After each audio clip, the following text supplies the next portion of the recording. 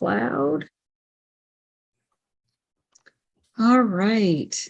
Well, good evening, everyone. I want you to meet my friend and my colleague, the Reverend Dr. Sharon, no, not Reverend, just Doctor. Doctor. Dr. Sharon Fennema. Sharon and I worked together at Pacific School of Religion, and she was many things, but among them helped to help students learn how to shape worship and how to be really creative and blend worship with social justice. And there were many times was chapel on Wednesdays? When was chapel? Tuesdays. Okay. Many times on Tuesday chapel that I would say, I want to take her class. and I never did. But now she's no longer at PSR.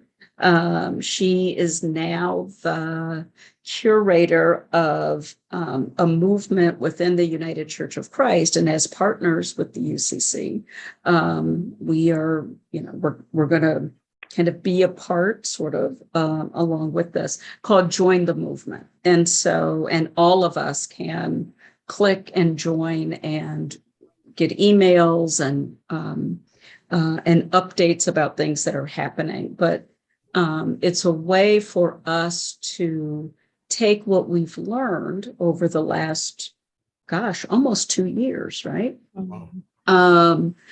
What we've been working on for the last 2 years and put it into practice. And so Sharon is my friend, my colleague, just an amazingly creative woman, and so committed to this work that when we said we need to figure out ways to be more active, she was the first person I thought of. Mm-hmm. So welcome, Sharon.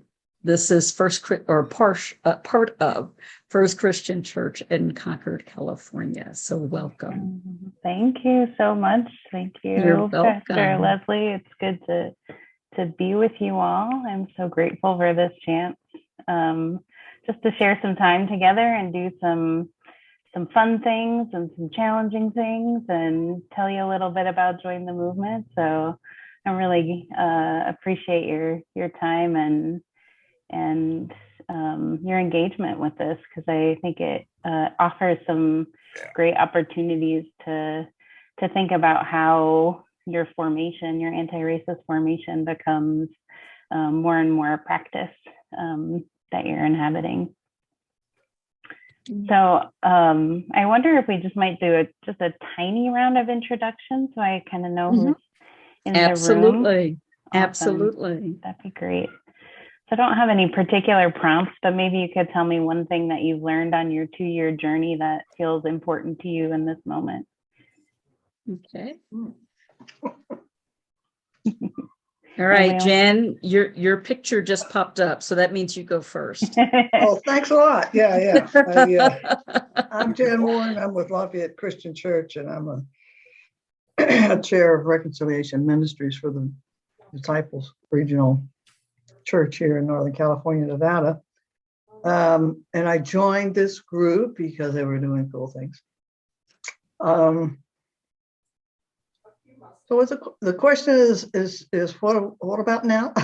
What is one thing over this journey that is spoken to you, or you've learned or been surprised by? There is so much to learn, so much more growth and learning, interacting to happen. Nice. Sorry, I got to pick up my ice cream. Okay. All right. Let's see. I'm going to take you all off of speaker view so I can see who's in the room instead of folks just popping up. Andy, why don't you go next?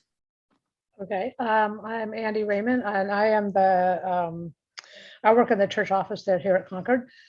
And I guess one of the things I've learned, is how much we don't know and how much being a history buff, especially, how much of it is wrong or incomplete.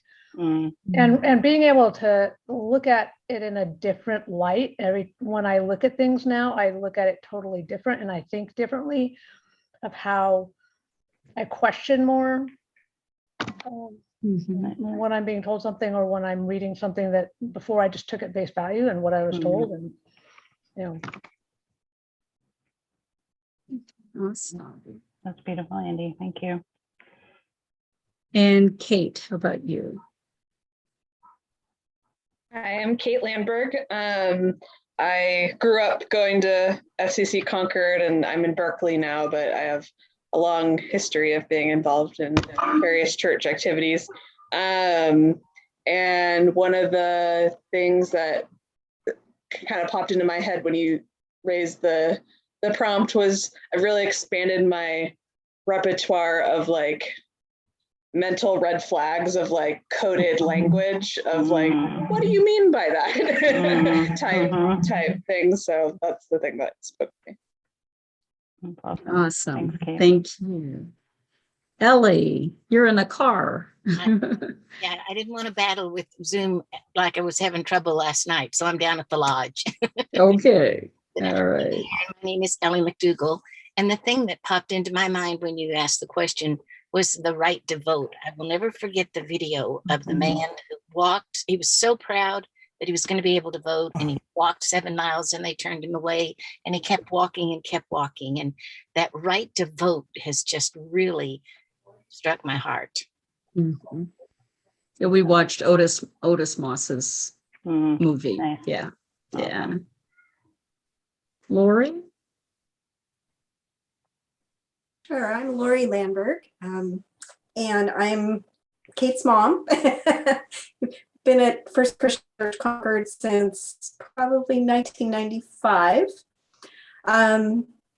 And there's so many things. I'm having trouble picking one thing, but a common theme that has kind of been mentioned, that there are so many ways that I had not even begun to understand my own white privilege and how history has been taught and distorted either for me or by me with my head in the sand. Just a lot of things that have been eye-opening. And to also what Jan had mentioned is that there's just so much more to learn. So. Right. All right. Chris. We're going to see if you guys can hear me at all tonight. Yes? Yep. Yay. Yeah. Okay. That's always nice. The very first thing that popped into my head, I guess, was I didn't realize the very deep and strong connections between institutional racism and wealth and the obtaining wealth and wealth inequality and things like that. So that's been something that I've been thinking about a lot in the past couple of weeks, I guess. Thanks. Awesome. And Don, how about you? Oh, my name is Don Orris Cannon, originally from Minnesota. I've been retired out here in California for 6 or 7 years. And let's see, my wife and I were married at First Christian, just by the by. Doesn't matter too much, but I've learned to resist making assumptions, having to do very often with race or interactions with people, whether they be people of color, I guess that would just very generally would be the main thing. I don't necessarily question all my beliefs or opinions, but I do leave them open to question. It just takes a few seconds or maybe sometimes a few hours, but I don't want to be a naysayer and say, "Oh, I question everything," but there's plenty to question. So that's my spiel. Thanks, All right. Awesome. Cookie, are you actually there or are you still on the phone? Cookie's on the phone and She's still on the phone. Okay. yeah. All right. And Scott is not able to, he's listening, so he's there, he's listening, but he's not able to actually engage with us tonight. So I suspect he will type in something if he wants us to, if he wants to participate that way. So Awesome. all right. Great. So Well, thank you so Sharon, much. it is on you. Awesome. Well, I really appreciate hearing just a little bit about your journey. I think it's good to even every once in a while just kind of take a moment to reflect and see where you're at and what's currently resonating with you or in you, because that helps you kind of think too about like what are those next things that you want to pursue. And I appreciate how many of you mentioned something around the theme of curiosity as being part of what you're learning, because I think that's a huge anti-racist tool to remain curious about other people's experiences, about the histories we've been taught, about all the different ways that race is at play in our lives and our economic systems, and how we tell our stories about ourselves and each other. All of those pieces to kind of enter in with a spirit of curiosity, I think really opens a door that that racism would like us to keep shut, that white supremacy would very much like to stay shut. So the more we can open that door to ask those questions and to be curious, the better, I think. So I wanted to start us out with part of the kind of center point of Join the Movement is around storytelling, because we understand that part of the way that transformation happens is through relationships. And a lot of times stories are way that we can create relationships and share values that we might otherwise not be able to access.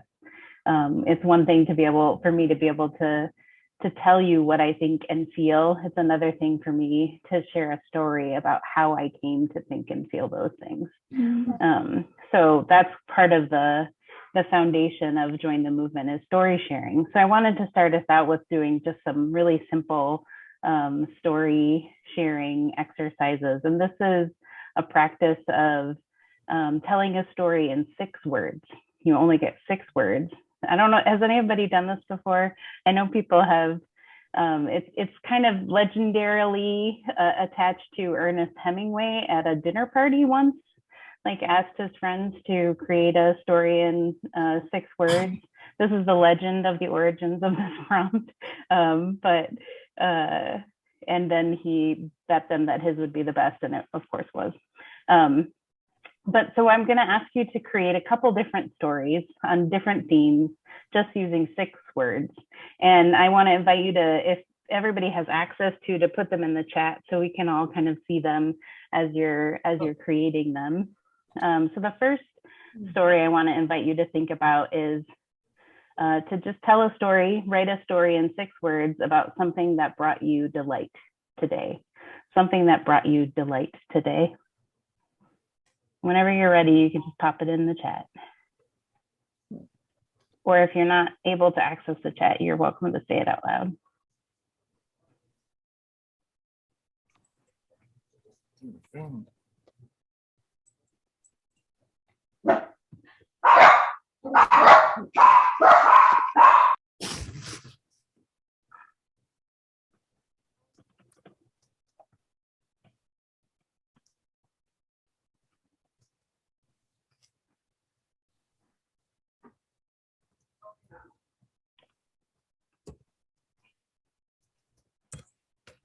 Mm-hmm.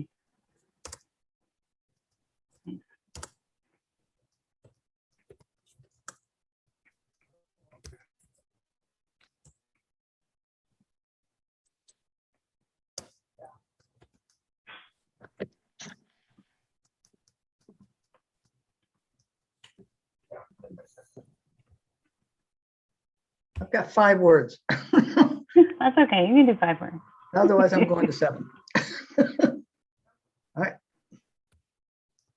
Nice. They're great. So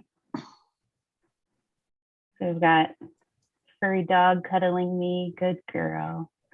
A walk in the woods today. Relaxing lunch with Andy today and time to relax. Yeah. Unexpected bunny butt appeared. That was mine. Thank you, Kate. Relaxing lunch. Cats playing while I work today. Ooh, I like that one. Friendship knows no bounds or time. Warm sun, shade, trees, birds singing. Yes, returning home to our kitty cat. Nice. And Sue added a healing friend in the garden. Nice. Lovely. Mm-hmm. So now try telling a 6-word story. Write a 6-word story about your commitment to social justice.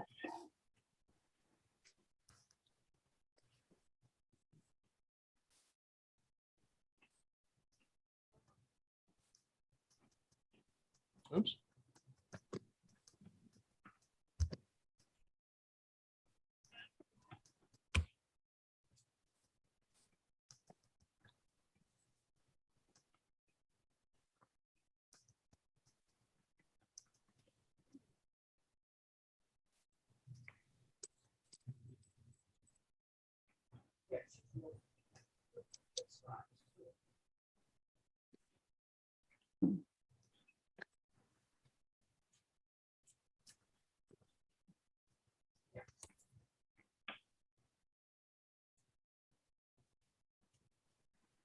Can everybody see the chat, or should I read things out loud? Yeah, if they have it open, they can read it. Yeah. Is there anyone who isn't able to see it? Okay. Nice.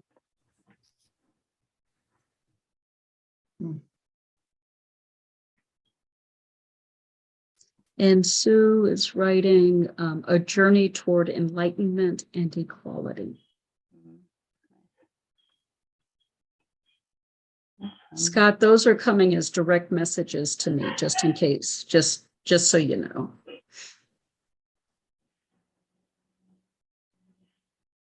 Nice, Lori. Thank you.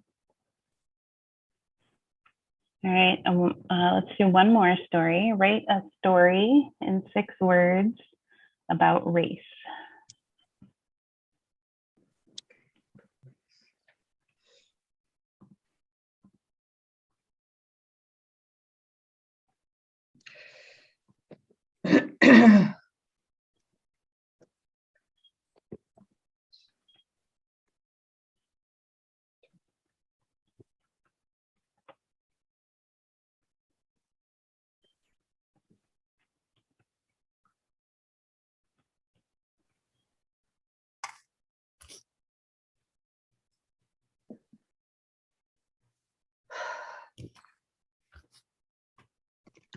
Nice.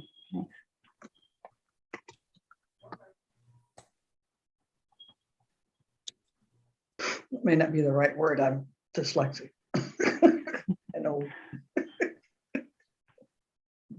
Nice. I am too, Jan.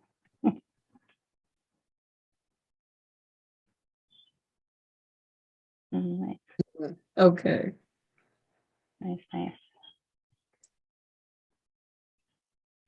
Sue, that's fine. I'll read what you put in.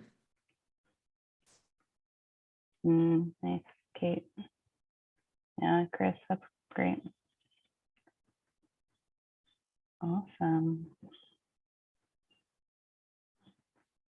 Just for a moment, I wonder, as you read these and hear these 6-word stories, what do you notice about storytelling? And what do you notice about storytelling as part of the work of racial justice?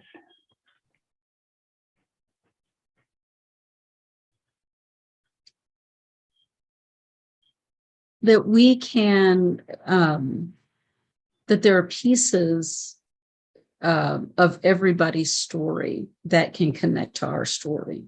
Mm-hmm. That you don't get lost in the weeds. for those of us who are detailed and many worded. Sometimes it's so interesting what is revealed when you have to be concise. Yes. Yeah, it was easier than I thought. I thought, man, So on Sunday, y'all don't expect a 6-word sermon. I'm just saying. I love it. In my Each preaching classes, word I will used have to a make sermon, students I do know. 2-minute sermons. Oh, I could do a 2-minute one, but I know. yeah, but still, yeah. Go ahead, It's Ellie. not her choice. No. Her preferred choice. Yeah. Ellie, were you raising your hand or waving? You're good. She- You're good. Can she not unmute? Anyone else notice anything?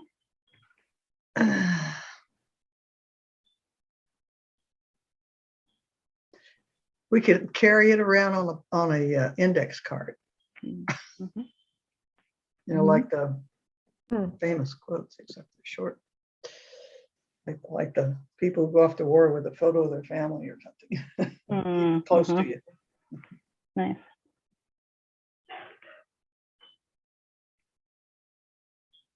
Awesome. Well, I just want to close out this time by inviting you to write a 6-word prayer. I'll write a prayer in 6 words about something you're grateful for.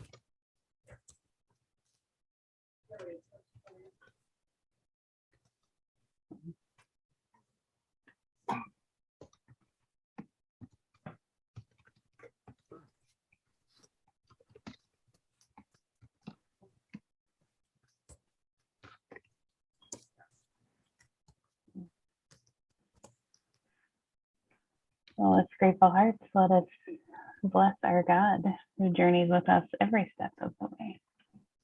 Amen. I wanted to offer just a brief introduction to Join the Movement, so you can kind of get to know a little bit about this initiative. And hopefully it also inspires you to think about connections, ways that connecting points to the work that you've been doing, and ways that you might want to be involved. So I just have a little PowerPoint I'm going to share with you. I can get my back together. All right.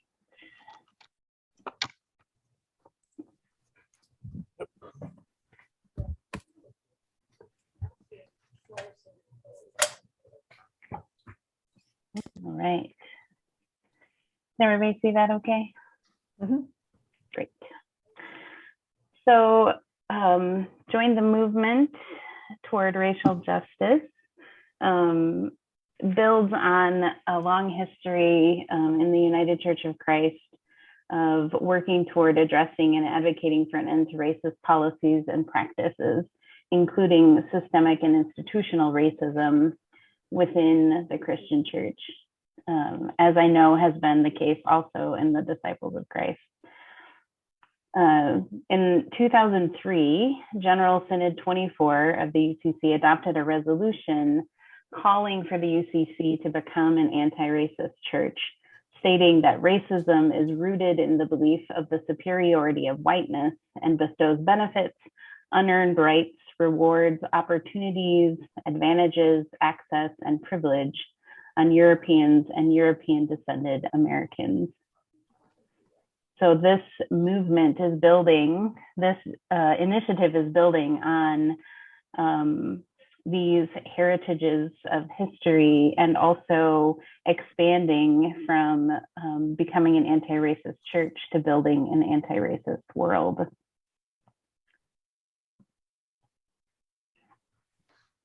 Join the movement toward racial justice is a continuation of historical movements for national and global civil and human rights and justice for all God's people.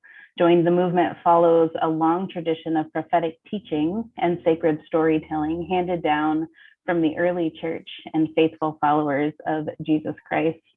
We like to say that the Christian church started as a movement. Movements for racial justice are correctives to the historical and contemporary threats, acts of violence and trauma enacted on non-European descendants. The ongoing impact of racism and xenophobia requires Christians to commit to a journey of healing that can work toward greater flourishing for all. So Join the Movement has a lot of different aspects, components. And so I just wanted to give you a snapshot of some of the different foundational or grounding elements that are part of the contours of what it means to join the movement toward racial justice in this particular moment. So first of all, Join the Movement is a hub of anti-racist story sharing, resourcing, and theological reflection. And this happens through our website, which is down there at the bottom, jointhemovementucc.org, through newsletters that you can sign up for on the website, through social media, and through webinars and workshops and retreats like this one. So stories we know are central to how we create lasting change. As people of sacred stories, we know that storytelling has always been a powerful tool for fostering connection, expanding understanding, and creating movement toward justice. Our stories show us not only who we are, but also inspire who we may become.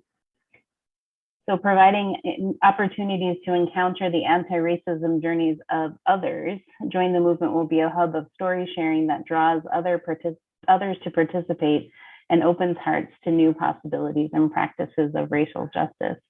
So on our website, you'll find stories that people have shared. People like you could share a story. This group could share a story. There are resources to build your capacity and gain new understandings, everything from videos to podcasts to toolkits to curriculums, and then news and events. Our news items are theological reflections or spiritual reflections on current events. So think of it kind of as an op-ed with a theological spin on some of the things that are happening in our contemporary context. Join the Movement is also a network of racial justice movement makers, allies, and accomplices and anti-racism practitioners like you.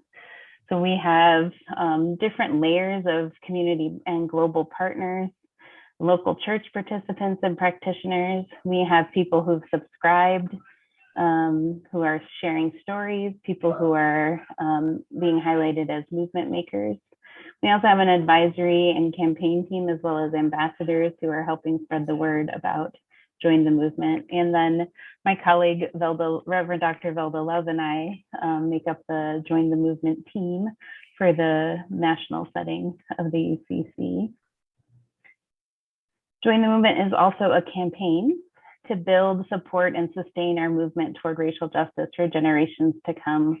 We like to think of it as one of the ways that we are living into commitments to reparatory justice in our communities, both as a denomination, but also as local partners with other communities and movements.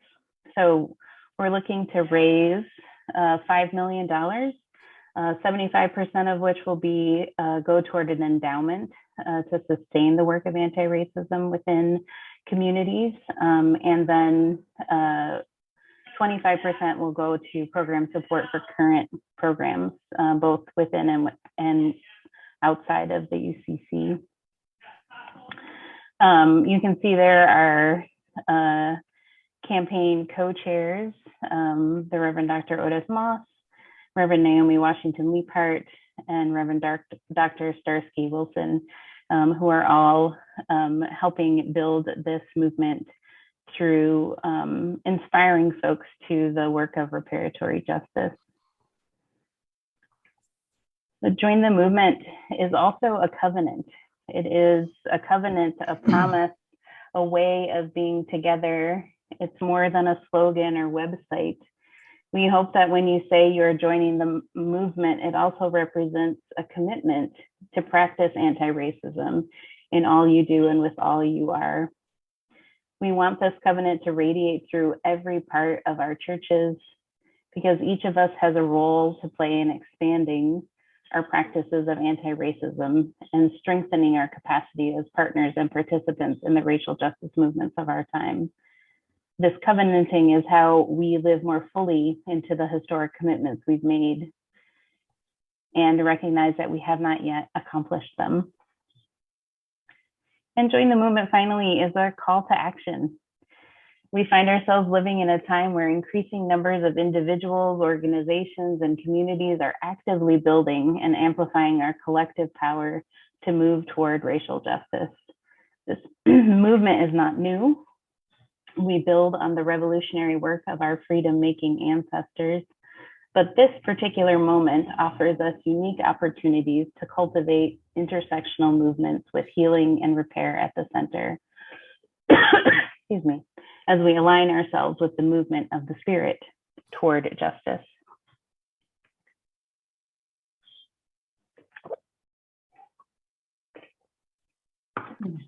This quote from Maya Angelou reminds us of both the importance of story and the importance of story within the context of racial justice. There's no greater agony than bearing an untold story inside you.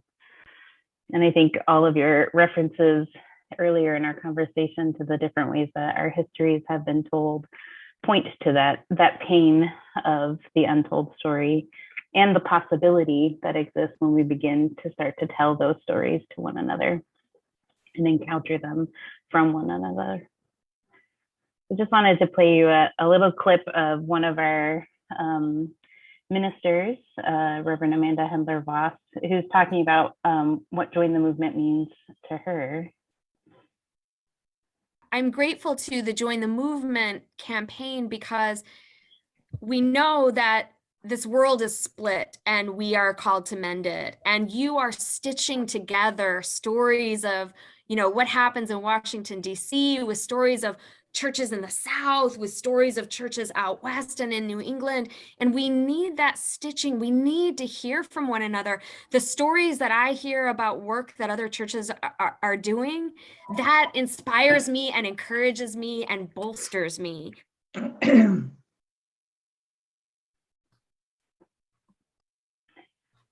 So I just wanted to offer up some ideas of how you might get involved and join the movement. So you can sign up on our website for communication from us.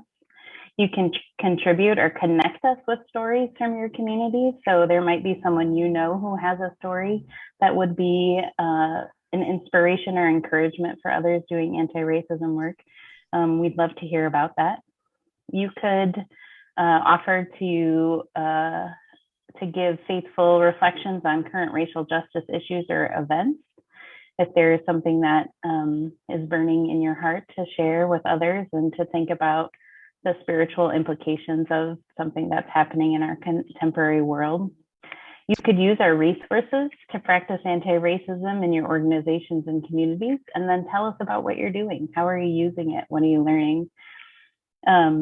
You can create partnerships with and support the work of racial justice organizers and advocates that are part of your communities, and you can donate to the campaign. Some upcoming events I wanted to share with you. We're having our UCC National Celebration of Juneteenth on June 17th at noon, actually at 9 o'clock, 9 a.m. Pacific time, noon Eastern. And it is around the theme of revealing hidden history. So this might be appealing to some of you all. We have the author, Renee K. Harrison, who's the author of the book, Black Hands, White House. And she is one of our speakers We also have folks from all over the country, including Julian DeShazier, if you know him, he's a spoken word artist from Chicago, and Marvin K. White, who is a poet from Oakland, as well as many others offering reflections and telling stories that have been hidden by history, hidden in history by white supremacy. So I really invite you, that's online, and you can register for it via the Join the Movement website or the ucc.org. This summer, we're also hosting a workshop called Tell Me a Story on anti-racist storytelling, and Streams in the Desert Movement Maker Retreat.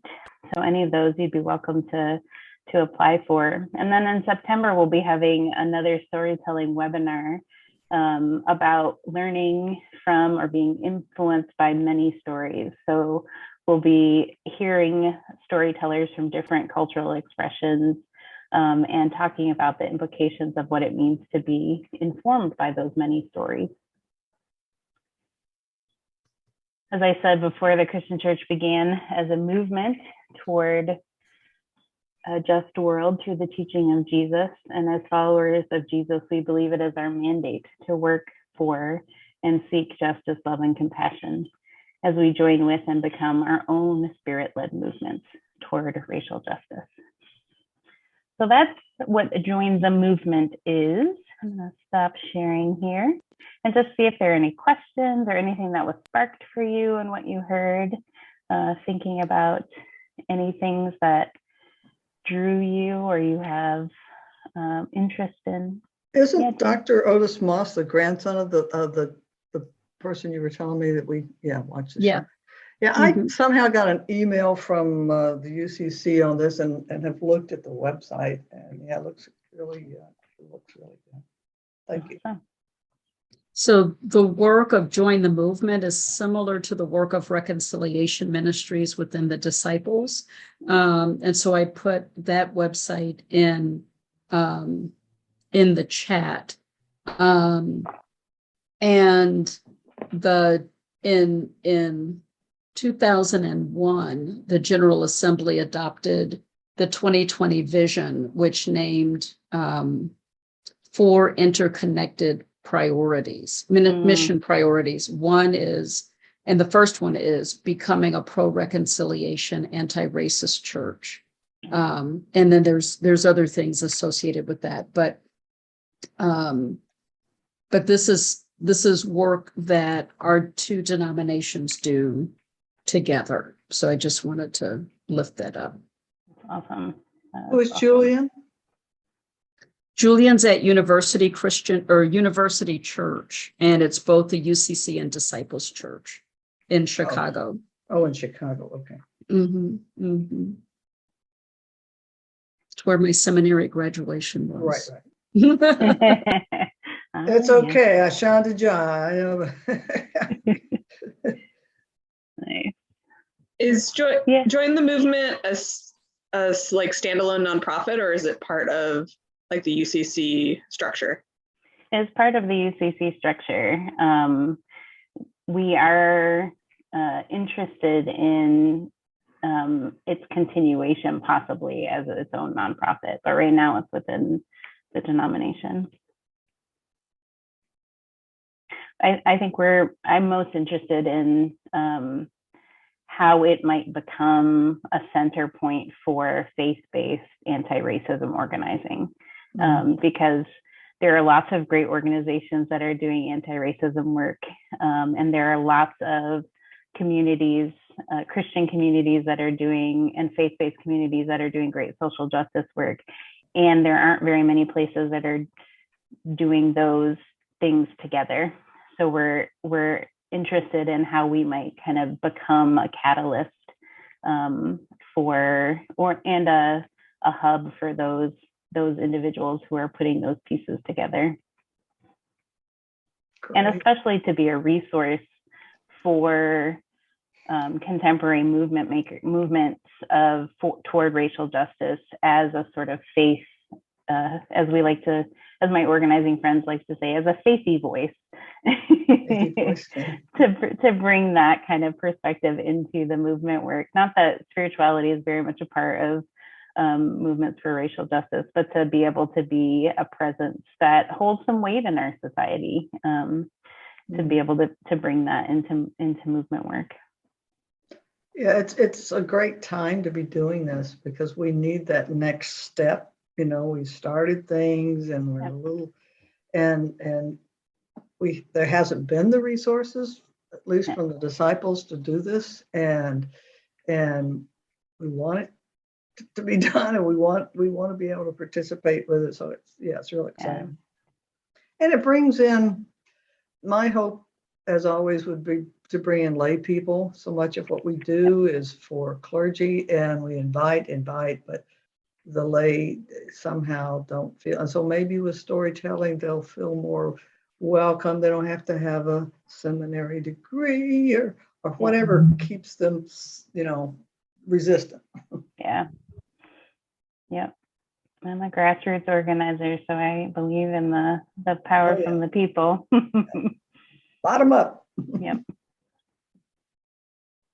Cool. Well, I know we wanted to do a little bit of other kind of workshop-y things as part of our time together. So I invite you, if you have questions or if you want to talk more about any of these elements of Join the Movement, please send me an email. And I'll send Pastor Leslie a kind of follow up with some links and other information that she can send out to you. But please be in touch and let me know if there are things that are sparking your interest or stories you want to share or stories you want to point me toward. I'd appreciate that. But I know there was some interest in talking about how do we practice intervening in moments of racial harm. And this is, I think, one of the hardest things, at least for me, it has been, in figuring out how do I step in a moment where something's happening that is causing racial harm, either directly to a person in front of me or just in general as participating in the perpetuation of white supremacy. So I wanted to use kind of a bystander intervention model for how we talk about this, but it'll be slightly different than if you've done a bystander intervention training. They're really talking about moments where violence might be happening or something might be happening that leads to kind of extreme risk or violence. And this is more kind of using some of those techniques, but really to think about how do we take a step in when there's something that's happening that we want to address. So we're using some of those techniques, but applying them in a slightly different way. Has anybody done a bystander intervention training or anything like that? Yeah, Jan? Good. Awesome. Cool.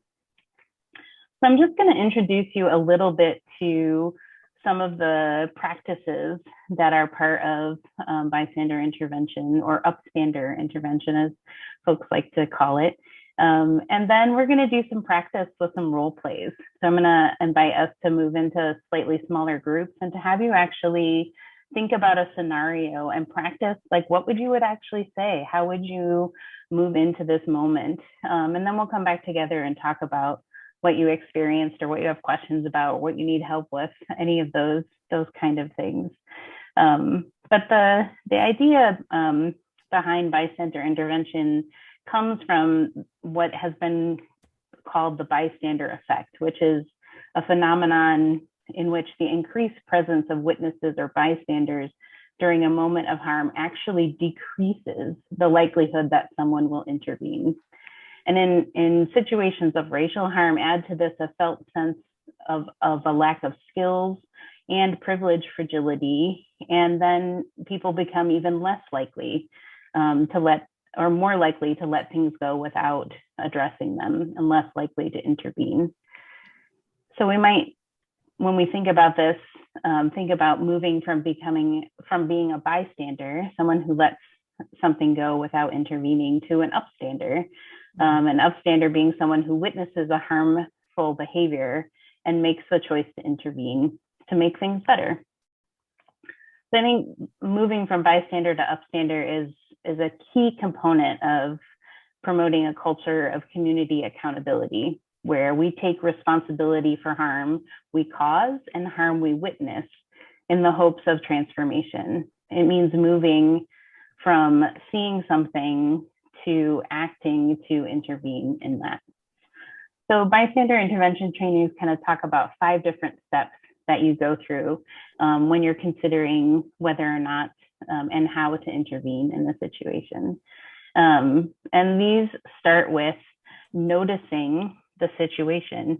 You can't really intervene in something if you don't see that it's happening or realize what's going on around you. So part of it is cultivating a sense of awareness, to be attentive to these moments, and to be listening. I think somebody said maybe it was you, Don, who said you're listening, or no, somebody talked about kind of coded language. Was that you who said that? Yeah, Kate, thank you. Like hearing things differently, listening for the different ways that language is coded. That's part of noticing, being aware, attending to a situation. And then the second step, and I'm going to put these in the chat so you can see them. The second step is going from being aware to interpreting whatever is happening as a problem that might require intervention. So it's one thing to be paying attention to what's happening. It's another then to go to that next step of something's happening here that might require me to intervene. Something's happening here that doesn't feel right. There's something being said or done that is flagging some idea for me that this might be a problem. Then the third step is to assume responsibility. So you can notice something, you can think it might be a problem, and you can choose to keep walking, or you can decide that someone else would better be able to address that.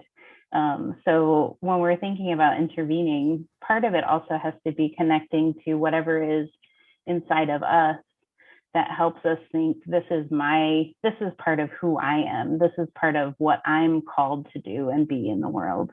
And that I can actually make a difference in this moment.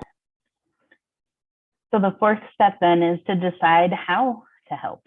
What is it that you will do to address that problem if you're going to assume responsibility for it? And then finally, to take the action, to do the thing. Not just to think about it, but to say it or do it in those moments. And I want to say a little bit more about those last 2 steps, because I think that's the crux, right? That's the hard part, is moving yourself from seeing it, thinking it's a problem, thinking that you might be able to do something about it, and then moving into what do I do, and then doing it. So I want to talk about those last 2 steps a little bit more. And with the help of a wonderful author, whose name is totally escaping me currently. Sorry, I will put that on the resource sheet. But she lifts up kind of 3 steps for moments of accountability like this. So when we're thinking about kind of stage 4 and 5 here are some things to be considering. So first is to figure out what method of communication would be best. Is this something that you should address in the moment? Is this something that you want to pull someone aside and have a private conversation about? Is this something you want to pick up the phone the next day and call or write an email? Those are all things that you could do, and deciding on figuring out which of those feels appropriate in the moment is important. And then in the moment of intervening, to be specific about what the action was and explain why it was harmful or oppressive, to give people a sense of not only that something maybe was amiss, but how it was amiss. And then finally, be willing to discuss, or if you're not able to or willing to discuss, be able to point someone to other resources or suggest other conversation partners. There may be some things that are too close or too hurtful for you to address specifically and talk more about with someone, but maybe you can put them in touch with someone else. Maybe you can say, here's this wonderful blog post or this great website to go look at to help people along without having to take too much of that burden on if that's not something that you're able to do in that moment. And all of us will have different capacities for those kinds of things. And those capacities may change in different times in moments. I know my capacity is much lower early in the morning than it is any other time of the day. Mostly because I just can't pay attention to anything. But so those are the kind of the ways of moving and thinking about how might you take a chance to lean into a moment where there is harm, racialized harm happening, and try and address it with someone or with a group. So I want to give us some time to move into small groups, and I'm going to give you a scenario. And what I'll do is I'll share a document in the chat. It's a Google Doc, so you can have access to it.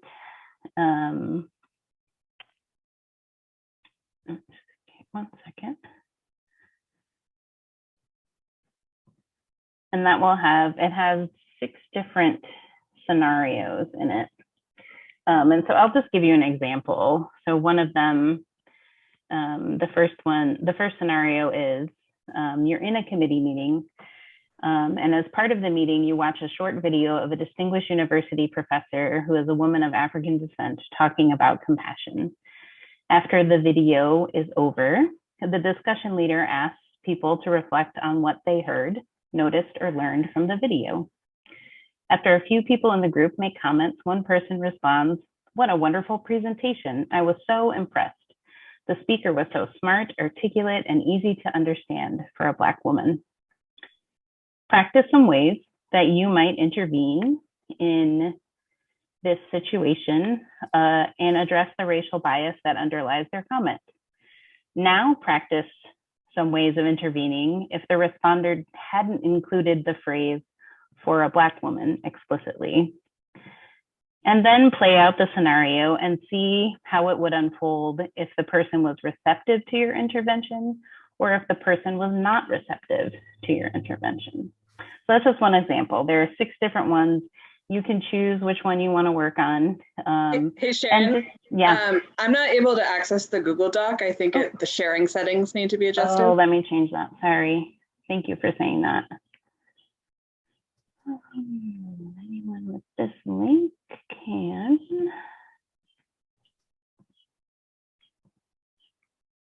Let's see. Let me try again here.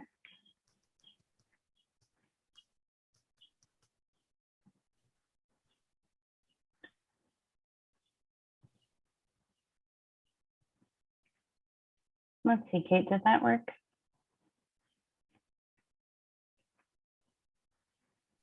Yep, that's good.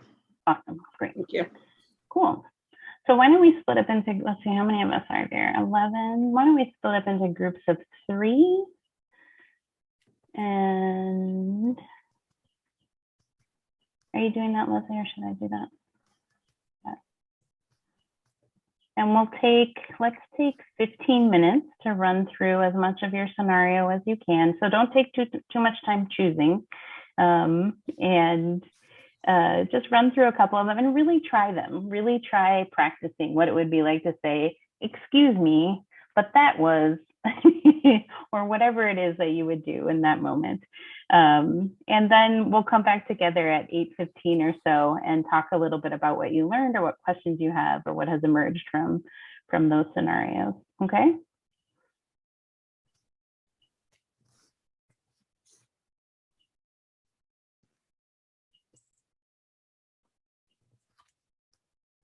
Okay.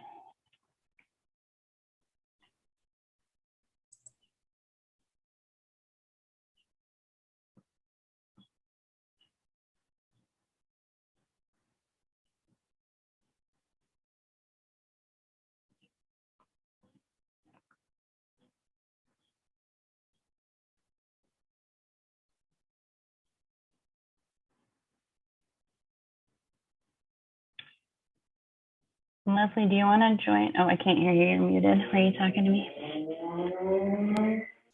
So I'm going to move Ellie into room 3. Because there's only 2 people. And then Cookie and Chris are in a room. Okay. Yeah, that should be. Yeah. Okay. That's still unable to participate. Sorry. No problem.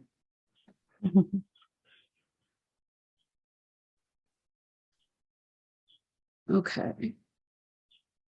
All right. So Cookie and Chris. Yeah. So those will be good groups. Okay. Awesome. And then they'll get a note when the room is about to close. Great. So thank you. This has been great. Oh, yeah. Good. I'm glad. Yeah. Awesome. I'm glad to hear So that. I'm one of the anti-racism trainers. Jan is chairperson of that group, but there's 4 of us that are trainers. Nice. So 2 African American and 2 Caucasian folk that are trainers. And one of them, Bentley, is moving to Florida. You remember Bentley Stewart, don't you? Oh, sure, of course. Yeah. Yeah. So Bentley's one of the trainers. He's so good.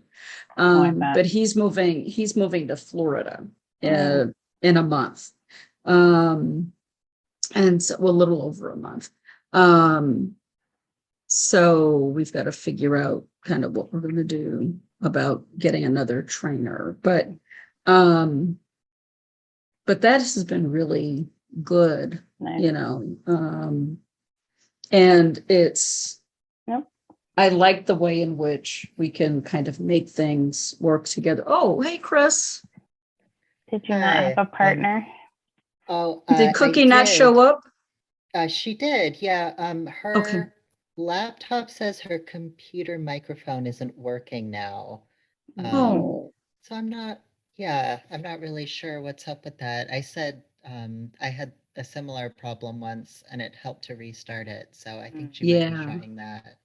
Okay. Do you want to join another group? Sure, yeah. Okay, let's see. I'll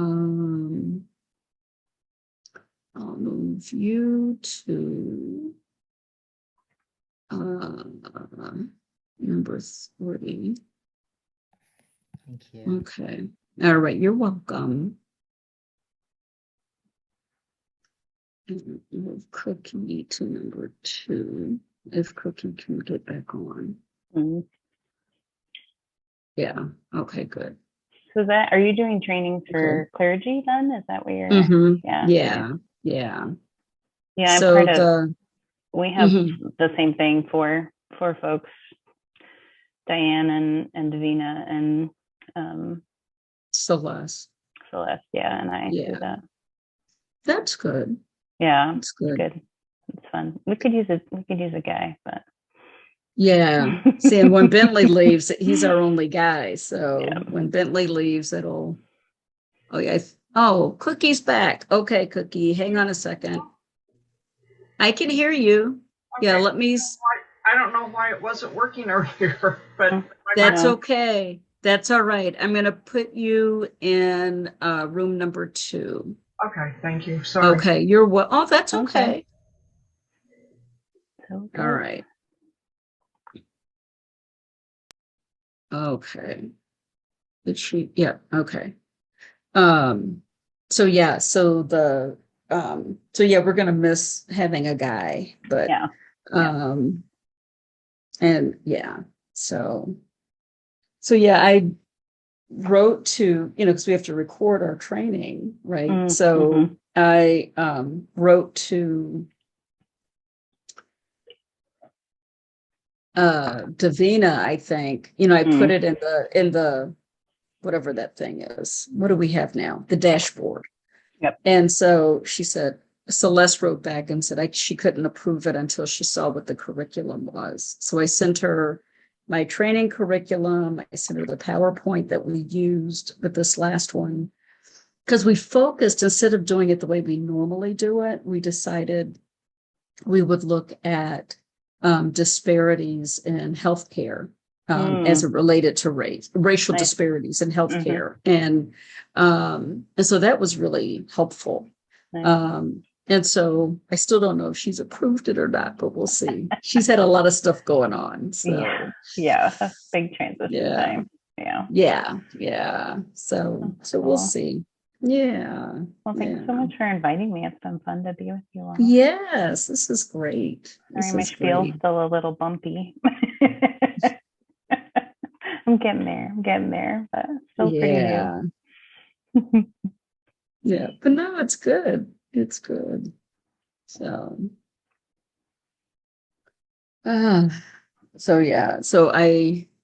it's still, so the good thing about this time of the year is it's still light. So when I leave, it'll still be somewhat light. It won't be, it'll be dusky. Yeah, when I leave. So, that's nice. But it'll be okay. Yeah. So I'm glad if we're able to join the movement stuff and reconciliation stuff, because some of the reconciliation stuff isn't as current as would be helpful. And part of that is April's working on her DMin, and she's trying to figure, and part of her project really sounds fascinating. It's how to name churches as reconciling churches. So like green chalice churches are churches that are, for the environment and that kind of, so how do we, we can be an open and affirming church. We could be a green chalice church. How can we also be a reconciling church? And so, and I think that, that's some of the work that April is working on now. Cool. So so I think together, at least for our church, I think if we're able to kind of blend the two things together, that'll be really helpful. Yeah, we have a conference that's working on creating an anti-racism audit for churches. Good. With like everything from like worship to like budgets to like all the different practices. So I think that when they are ready for that to go more broadly available, I'll make sure y'all get that, because I think it's kind of a step on the way to what you're talking about. And we've been, Tracy Blackman and I have been talking about like what it would look like could Join the Movement actually be a set of practices that churches like sign on for, one of those being an anti-racism audit. But like what would that be? What could that look like? Yeah, that would be cool. Yeah. That's year 2. I know. So I should send you April. I'm going to put it in the chat so you've got it. But April Johnson's email address. Oh, I would love that. Thank you. Johnson. Where is she in school? I don't know where she's doing her work. I want to say Lexington, but I'm not positive about that. I'm not positive, but she's the executive director for Reconciliation Ministries in the Disciples. So, so that way maybe the two of you can kind of join forces. Yeah, that would be awesome. So, So.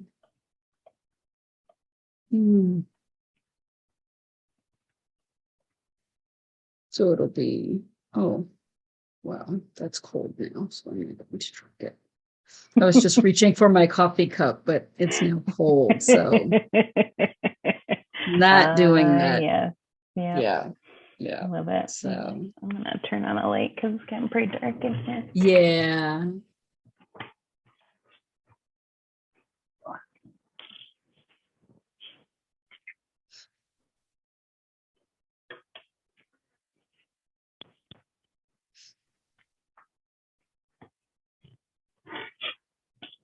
And I forgot to pause record. So this whole conversation has been recorded. It's okay. We've been pretty circumspect. Yes, yes, yes. I was gonna say, I saw your face when I was reading the scenario, and I was thinking to myself, these are all real. These have all actually happened. Yes. I was told once after I was doing same kind of thing. I was doing a presentation, and this woman came up to me afterward and said, "You speak so well." And I said, "Well, I've been talking since I was about, however old I was, right? I made up something like since I was, a year old, or however old kids are when they start talking." It's like, yeah, I've been talking for a long time. I know how to do this. So,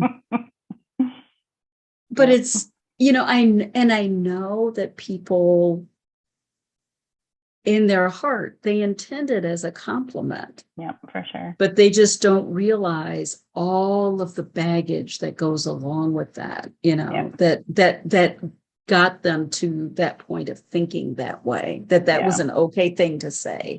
Yeah. The other thing that bugs the bejeebers out of me is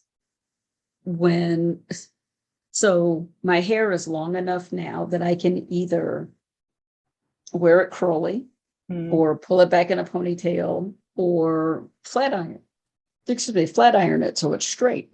I have choices, right? One isn't any better than the other. I have choices. And depending on how lazy I am or how much time I have, right, will determine what I do with it, right? And the number of people who tell me that my hair looks really nice when it's straight is amazing. It's like, okay, so why does it look nicer when it's straight and not when it's naturally curly? Now if it's all over my head, okay, that's a different issue, right? You know what I mean? But it's like, what inside of you has said that this is nicer or better or more professional or, and how do we buy into that? So, so when I see younger people on television, well, I'm not young anymore. So young people on television and they've got their hair all over their head. I'm like, you need to go comb in my own head, you need to go comb your hair. Right.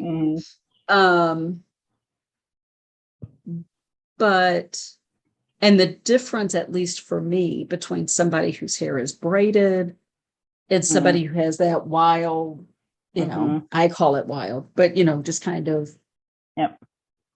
and my own internal bias of the way I was raised, right?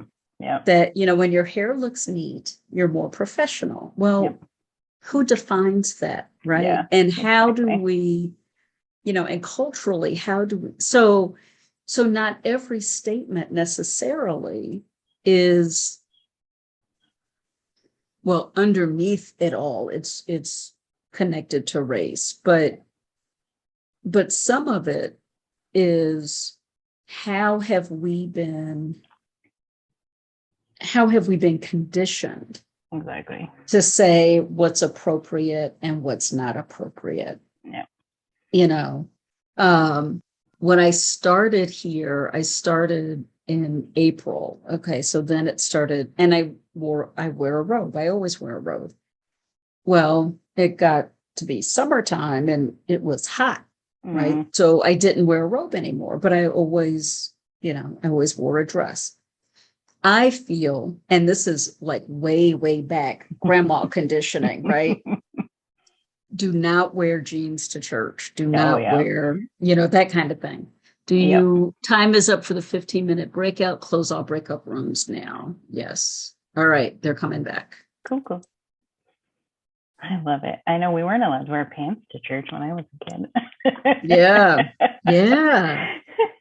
Yeah. And so how much of that, right, is our cultural conditioning and how much of it is sexist or racist or, whatever, right? Yeah, and when sure. you get underneath all of that stuff, what are the root reasons, and sometimes it's not easy to unpack, so complicated. yeah. So, all right. Well, I didn't record you all, but Oh, Sharon and I, no, because that's your private conversation. So you all did not get recorded. However, Sharon and I have been recorded this whole time. So when Scott gets the tape, he can take out these 15 minutes. So unless you just want to hear us chit chat. I was going to say just chatting. Yeah. No secrets, nothing like that. well, All right. I know, right? Right. So it's nothing interesting. I know, right? 2 more minutes. I know. We came back early. We stole your last 2 minutes. Yeah, first we had less than a minute, and then we had nothing. Almost totally there. I know. If you had had those 2 minutes, you would have solved it, I bet. Yeah. I was just in a living justice workshop that the disciples do. It's a 5-week series, and and in the chat, because we got brought back, in the middle of a sentence, right? We got brought back to the group, and a couple of people said Zoom is rude, and I said, yes, Zoom is rude. Yep. All right, thank you, Kate. Yeah, thank you, for being here, Kate. I appreciate you. So, what did you discover? What did you hear? What did you feel? What questions do you have? How'd you do? Are you ready to take on your cousin at your next family dinner? Did anybody do that scenario? oh, no. We didn't pick that one, but that was a real reality one. we chose to be in church. That fine group, at a workshop. Yeah, that's a good one. Yeah. No, and Cookie got in late because she, bumped off. Technical issues. What one did y'all do? What did Chris and Don and Leslie do? Which one did you pick? The person who was talking or mumbling to themselves in the Asian thing in the grocery store. Okay. No, the grocery? What? No. Oh, they were in church. that one. Okay, gotcha. Okay. You just the usher who wanted to call the police. I won't try to tell you. What's that? The usher who wanted to call the police. Is that? Yes. So, what did you discover? Well, we discovered something had to be said. Yeah, it was just a matter of how to say it. And one thing Lori pointed out was, instead of using you're doing this wrong, is maybe doing it as more of a we all need to be better, kind of as a collective, not using a word that's offensive. And that was specific to this scenario because it was a racial justice workshop that we were kind of making the assumption that everyone was hopefully there to be learning from and trying to grow. So we wanted to make sure we were saying things in a way that we wouldn't alienate that person from coming back again, but yet to call out the issue so it wouldn't be perpetuated. Yeah. And I guess making an assumption that hopefully the person was open to having something pointed out, because I do remember the thing in the story in White Fragility, where she points out to a person that's in one of her seminars, and the person still made it about them and felt attacked and wasn't really open to making a change. Yeah, and that happens all the time. And I know that I have even responded that way sometimes when I'm not fully grounded or centered. There is something of well, I would never, that's not what I meant. All of those kind of gestures. And those are good things to practice too. Like, how do you keep kind of present with that person when they're in that moment of, well, I would never do that. That's not what I meant, or, however they're responding, to kind of hold them back in and say, well, like, I know that's not what you intended, but that's how I experienced it, or that's how it felt to me. And here are the reasons why, those kinds of things. I think sometimes even moving from we to I is helpful, like to just in that moment maybe be able to say, like, gosh, I'm really having a hard time hearing that word over and over again. Like, I wonder, I know how damaging that word has been for people in the community. Like, could you tell your story without using that word, just knowing how hurtful it can be? Yeah, we talked about that. Yeah. Yeah.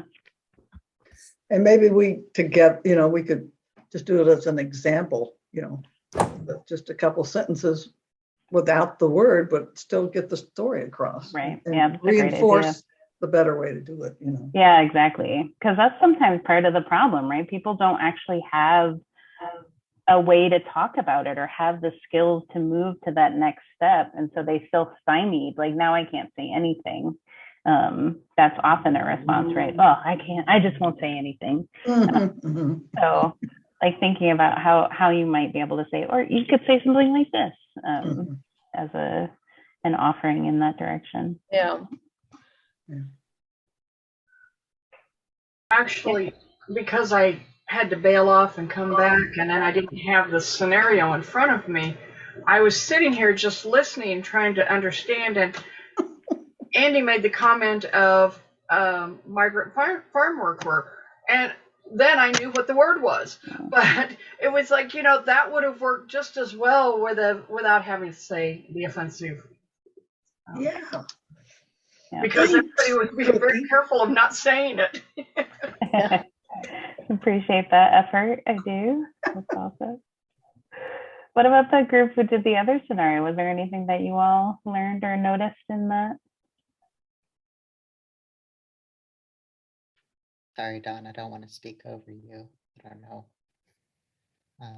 But there was something that Dawn mentioned that reminded me, I guess, of a question that I have.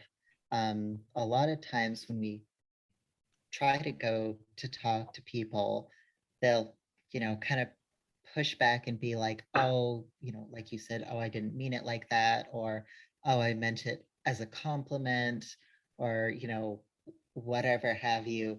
And I always have no idea how to respond to that. And I guess if anyone has any advice on that, I would really appreciate that, because it's something I keep running into, and I keep being kind of just dumbfounded. Yeah, that's great. Anybody have ideas? What would you say if someone said, oh, that's not what I meant, or you're being too sensitive, or that's always a favorite one for me. Yeah. What was it? You said some other ones, Chris. I can't remember. I had someone try to tell me that they meant it as a compliment, which was really odd. Yeah, that's hard. Any strategies, any things you might be able to respond with?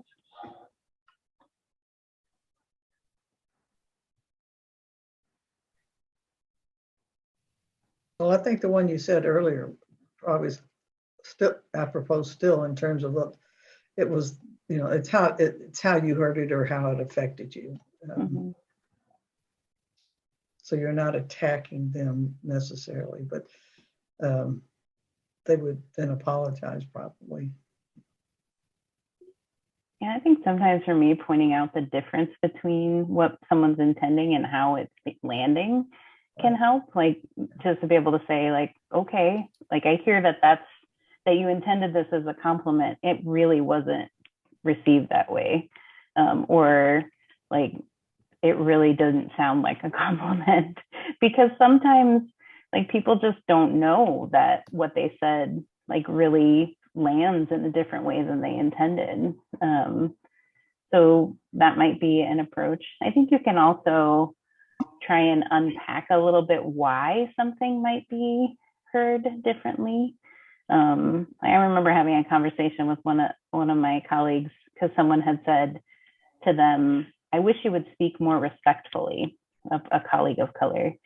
And I said, you know, like that word has been used in really awful ways to constrain people's emotions and plays into all these stereotypes of what people of color are able to express and what we see when we see a person of color who's angry. So like, I really want to encourage you to not use that word because it comes with all of this history.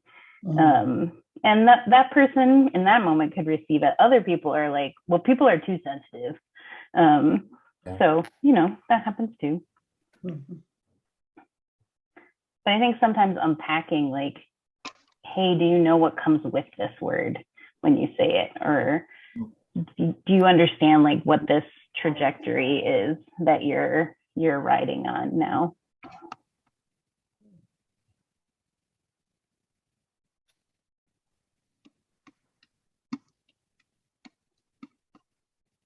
Of course, we may not know totally. Absolutely. But we just, some sort of a gut sort of a thing, or just being sensitized to hearing something that doesn't sound right. Yeah. I think that's been a big growing edge for me too, is just be able to not fully formed. Like, I don't have my argument like completely prepared, but still to be like, something doesn't feel right here. Like this, what just happened here, can we talk about that? Because it's not okay. And in the moment, I know I don't, like, I can't quite fully say, or like, I don't have the words yet, but just to be able to lean into the possibility of being like, I don't know what it is, but something's not right. Can we come back to this? I feel like is a really good antidote to the perfectionism of white supremacy that makes us want to like have it all down and right before we do anything or say anything.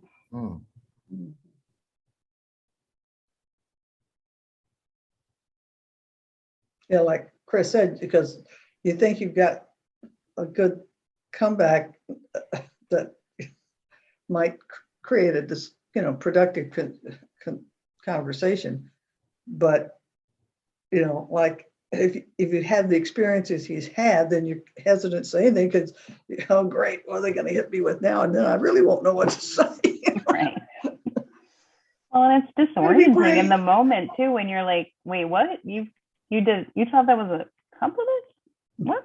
It really is. Maybe the tone of voice or the way you phrase it, even. Yeah.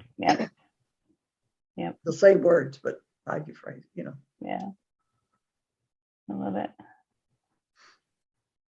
Anything else here? Yeah, Ellie, I saw you unmute. Did you want to say something? No, that's okay. I was just checking to make sure you're working. Gotcha. Any other questions or things you're thinking about or wrestling with?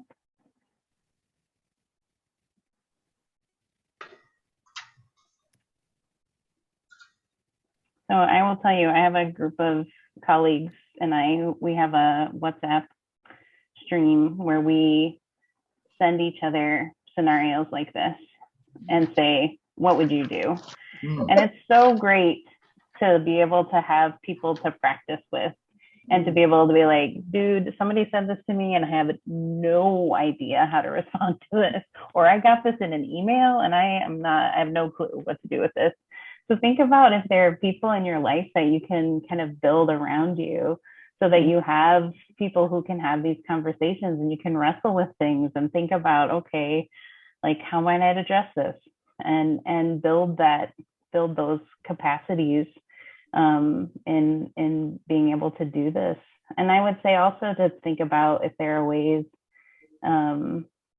to really take some of the core values that you've been exploring and the things that are at your heart and think about how you can use those to become a beginning place for interventions like this. So to be moving from your belief in the inherent goodness of people, or the inherent belovedness, or that every person bears the image of God, or that each person is doing their best in whatever circumstance they have found themselves.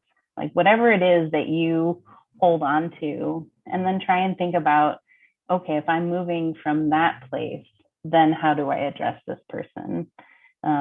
If I'm taking for granted that we are part of the body of Christ together, how do I address that person? I'm sitting here and I'm thinking about, you're sitting in this same group and, you know, you have the reaction and the observation, but before you can say anything, Mcdougall McGraw says something really hurtful that makes the situation worse. Yep. Mm. Yeah. So, Yeah, that's a great question to be able to say, like, to kind of hold space for people to make mistakes or to do things unelegantly, but then also to not let that relieve you of a responsibility to continue to try and engage. Mm-hmm. Lori, I saw your hand up. Did you want to ask or say something? Well, it struck me that in the scenarios we were choosing from, most of those, I believe, were in environments that were either work-related, family-related, church-related, environments that we potentially know the people or have had some sort of regular contact. Yeah. What about the situations that you might encounter just out in public, where you really don't know, and you happen upon maybe some sort of interaction that is very uncomfortable for everyone, even you witnessing it, but you don't know any of the players. Mm-hmm. I think, you know, that's where maybe it's in a store, maybe it's a clerk and someone buying something, or, you know, something where you really have no knowledge of the individuals. mm-hmm. Is it? Yeah, that's our next bystander training. oh, awesome. Yeah, but no, seriously, because I think there's something that makes it both harder and easier when you know someone. Like in some ways, for me at least, I know it's sometimes easier to let things slide when I know somebody, because I feel like, oh, I know their heart, they don't really mean it that way or whatever.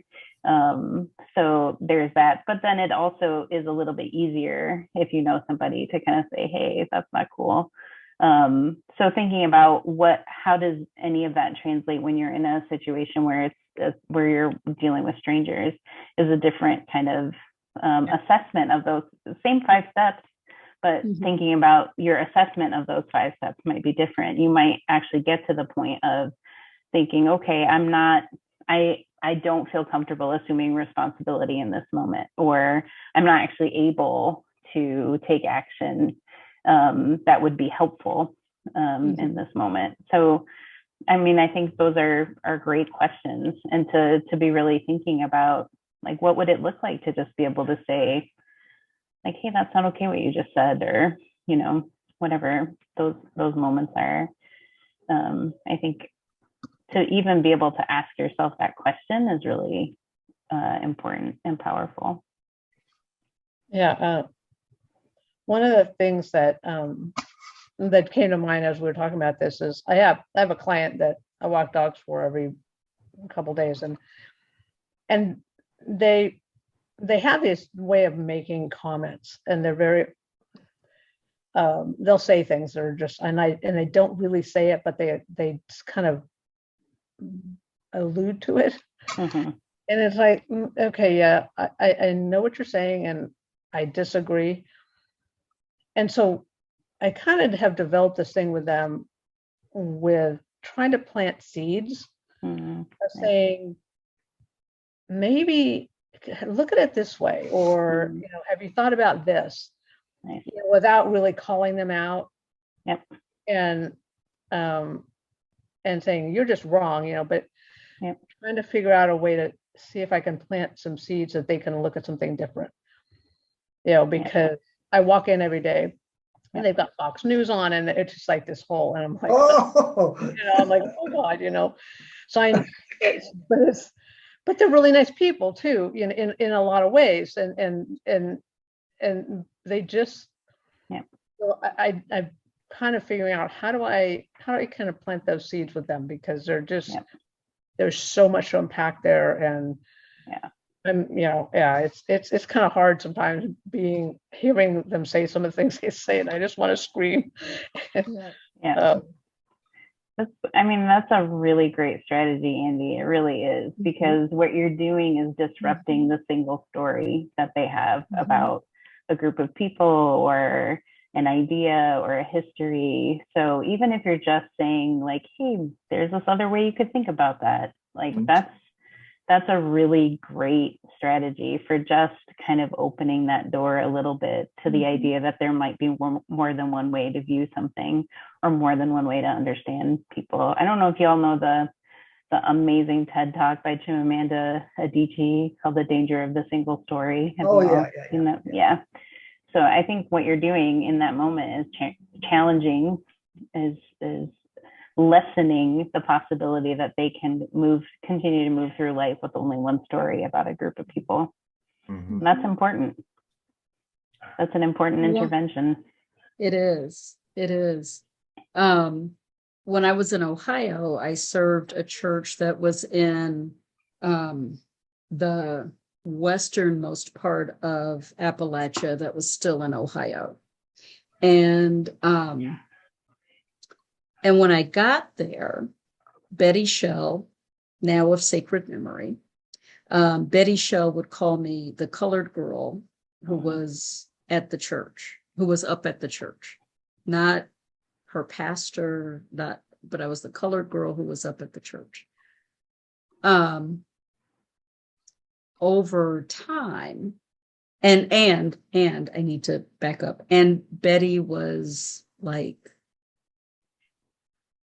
89 years old, right? So colored girl was the nicest thing she knew, right? So, because there were some other things she could have called me that were not so nice. But anyway, but over time, and I was there for 10 years, and it didn't take this long, but over time, she eventually started identifying me as her pastor, and dropped using colored, and particularly colored girl. And so she grew, right, over time. And I think that that's what we have to believe for everybody, that they have the opportunity, they have a chance to grow and a chance to shift. And it may not be big sweeps, you know, Andy, with your dog walking folk and Fox News, it may be that they turn to CBS every so often, right? Not MSNBC, but they may turn to CBS, right?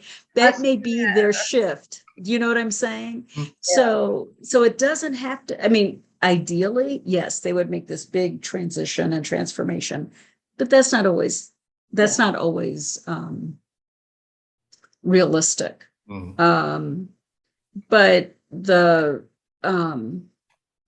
But what I do want to say to you all is that as I have listened to you all over the last 2 years, and I've listened to the way in which your thinking has grown, your language has grown, your assumptions have shrunken, you know, that there's this shift that is happening.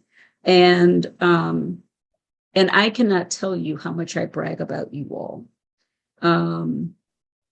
But the other thing, as somebody who is often the target of those microaggressions,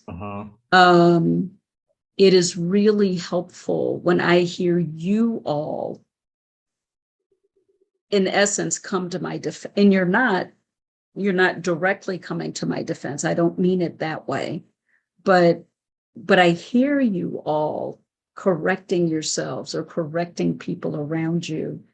And I don't think that you all are totally aware of when you have done that. And so I guess I just want to say, be gentle with yourselves, because you all are growing and shifting as well. This is not easy stuff to unlearn, right? We've had many conversations about what we learned in school versus, what a more truthful projection might be. So I just want to say that. Yeah. All right. Well, we are at time. Sharon, was there anything else you wanted to add before? Oh, beautiful. Thank you so much for having me. I really enjoyed my time with you all. Thank you. I do have a little blessing, if that would be a nice way to close the evening. Yes. I'd be happy to offer that. Yes, that would be wonderful. Thank you. Awesome. So I just invite you to just take a minute to take a deep breath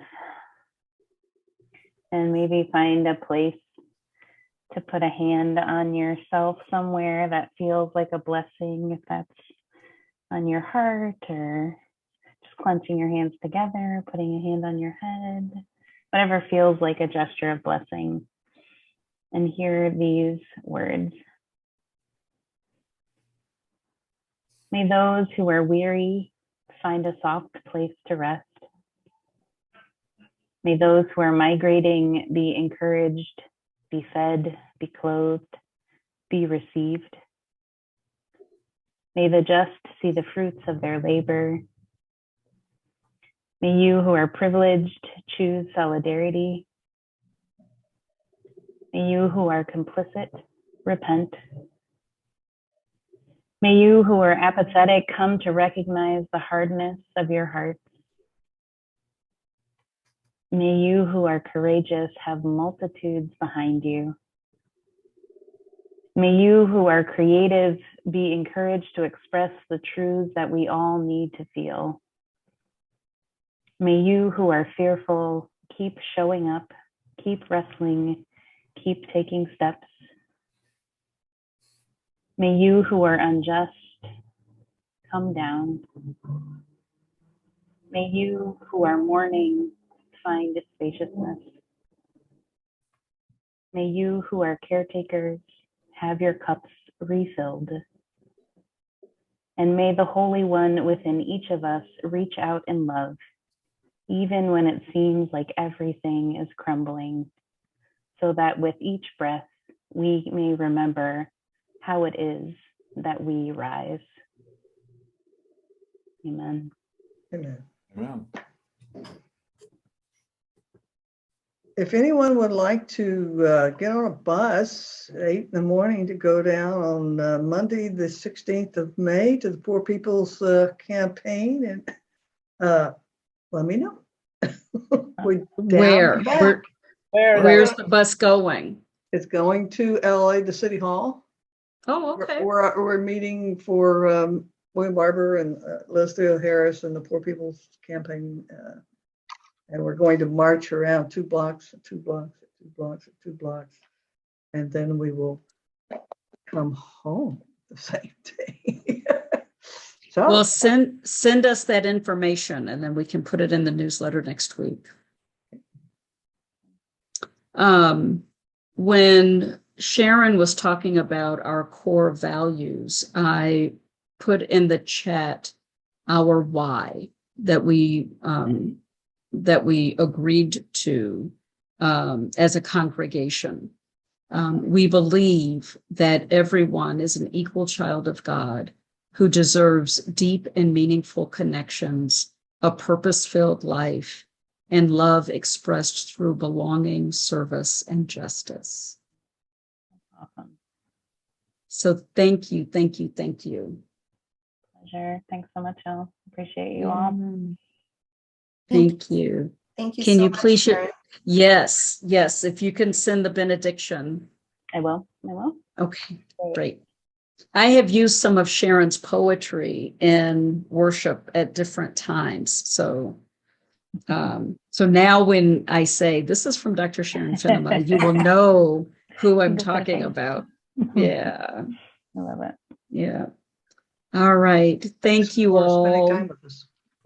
And Rest thanks for well, recording it, because Shauna, I gave her the stuff at the last minute, so we want to share it with our team. Yeah. Okay. All right.